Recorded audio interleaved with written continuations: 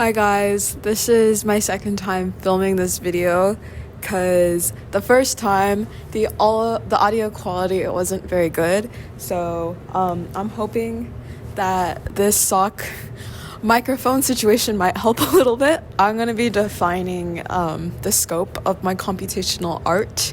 As of now, it might change because art is always changing, the world is always changing, thus my art must always be changing. But this is kind of like a picture, like a portrait of where we're at right now, and I'm excited to like watch back on this like later on to see how my stuff has changed. Like I made a portfolio video when I first got into CMU. I didn't know anything about computer science back then. I'll kind of touch into that later on in this video, but it is really interesting to see like how does like my brain change as I'm progressing through my time here. So yeah, without further ado, I'd like to like kind of start off with this like little story, I guess. Like one time I was in Banana Republic shopping for business casual clothes, and I saw that they had a vector calculus book like open on a table with all the jewelry as like decoration.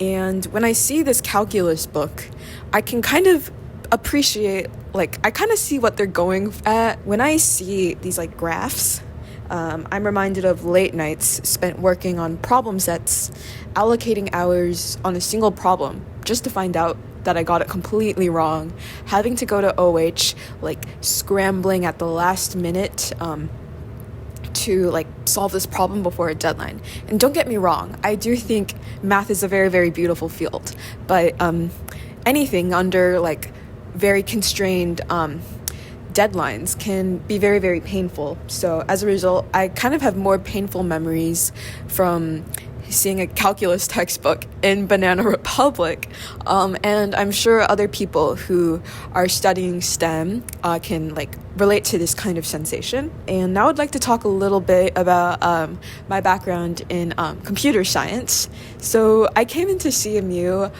with very, very little computer science experience. I did learn like a little bit of Python in like middle school. Like I could do like for loops, while loops, and then I stopped at like dictionaries like and lists. They're like these like basic data structures, but my introduction to programming was pretty limited, and I really started from square one when I came to CMU. I took the intro to computer science class that's taught in Python. A lot of schools have like a similar comparable class, just like the intro class for people who've never coded before. I took discrete math, data structures, blah, blah, blah, blah. Very, very classic vanilla approach of like course progression for computer science.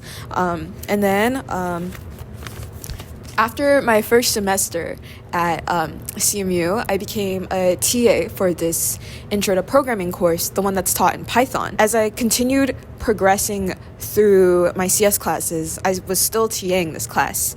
And it served as like this constant reminder that like a lot of ideas that are expected to be like known as like trivial in the field of computer science are really not trivial at all to like the general public, to people starting from square one. And this really made me curious on like what are ways in which I can like bridge that gap. And teaching is one way.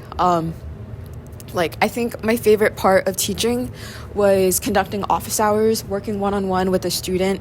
It's like a really precious moment when you see like a student go from not understanding a concept to understanding a concept. It's like there's like a light in their eyes that like lights up. Like it's a really, really beautiful moment. And like that's kind of like something I wanted to chase. Even though I'm no longer like teaching this course, like I look for other ways in which I can like create that sense of delight in people. I'd like to define the three facets my computational art can take form. So the first one is appreciation of labor, just like recognizing like the monotony and like labor it takes to do computer science as a field, or just any STEM field really, or just the way those curriculums are structured today. The second is like, what is a computer and like what shapes it can take outside of a machine. And then the third one is kind of like design, like web design, kind of using web as the vehicle to send a message.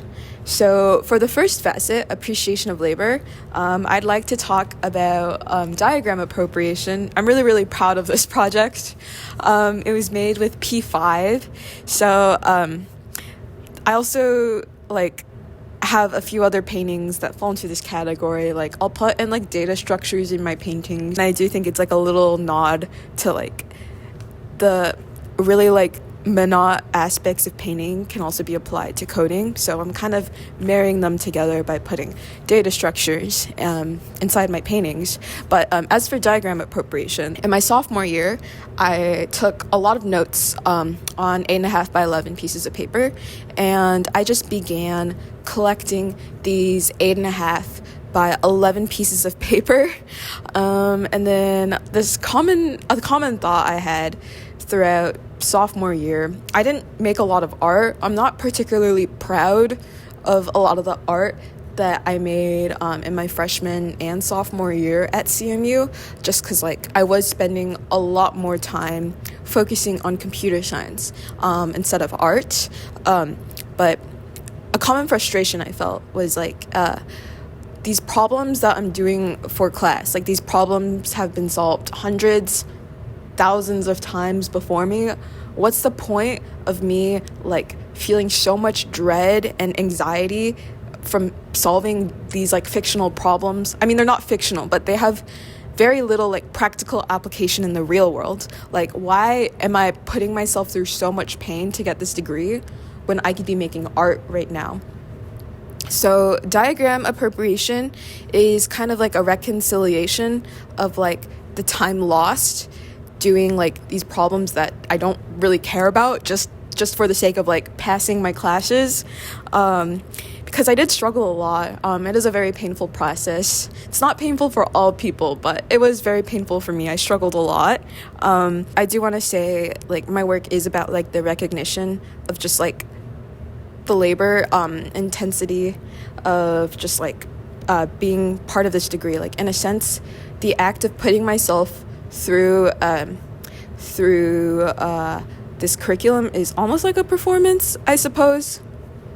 I don't know. Well, I'm here, so I might as well just keep going, and I'm almost done. So for right now, it makes the most sense for me to continue with my degree.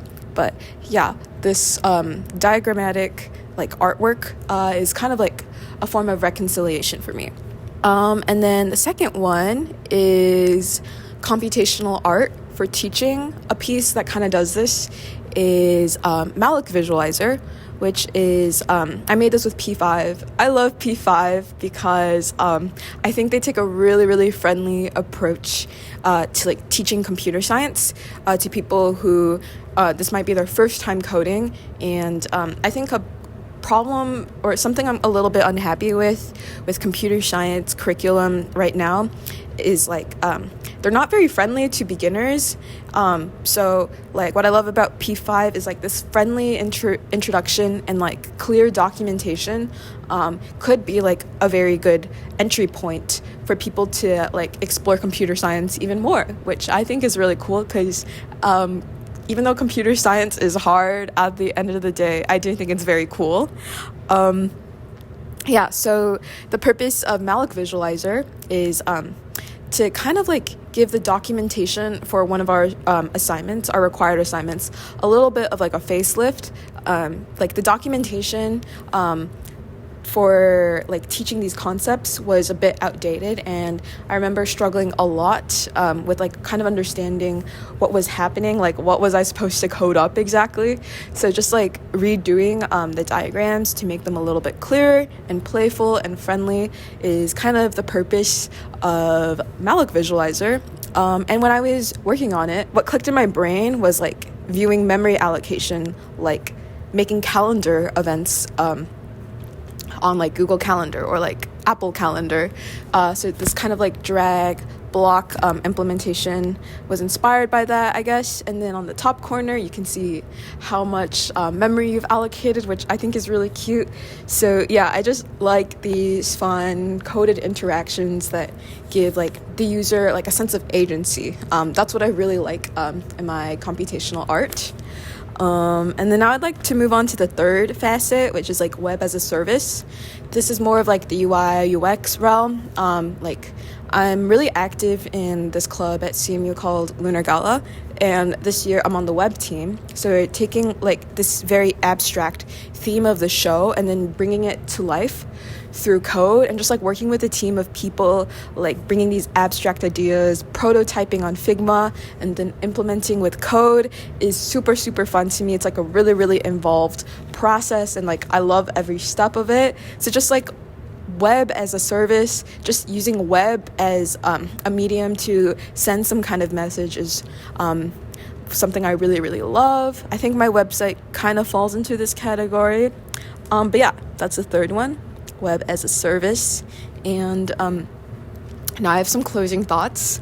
I kind of touched on this at the beginning, but like all of my art videos, this really serves as like a time capsule to see where I am at this moment. When I came into CMU, I thought that the intersection of computer science and art was just UI UX or computer graphics or like 3D animation. And don't get me wrong, there's absolutely nothing wrong with those fields. But as I engaged myself in the computer science community as well as the art community at the same time, like code switching between these two worlds, I guess, I realized that there were like kind of gaps in which like there's some ideas that one party takes for granted that the other party has no idea about. So like the way I kind of came about my artwork is like identifying a gap between these two parties and then using my artwork to close it. And I think this method is true for any kind of interdisciplinary field. Just like seeing what's trivial in one party, what's not, and then like finding that gap and closing it, and then bringing people together, starting conversation. So yeah, that's the end of my video. I hope you enjoyed. Maybe this was helpful to you, maybe it's not. If you're also into computer science and art and you have like cool stuff, like please let me know. I'd love to see it. Like this is just like my take on computer science and art, because like there's so much more than like I've barely scratched the surface, I feel like. But this is just what I'm into at the moment, but I'd love to see what other people are working on. My DMs are always open. I'd love to see what people are making. And yeah, thank you for watching all the way to the end. Yeah, I hope you enjoyed, and I'll see you guys soon. Bye bye.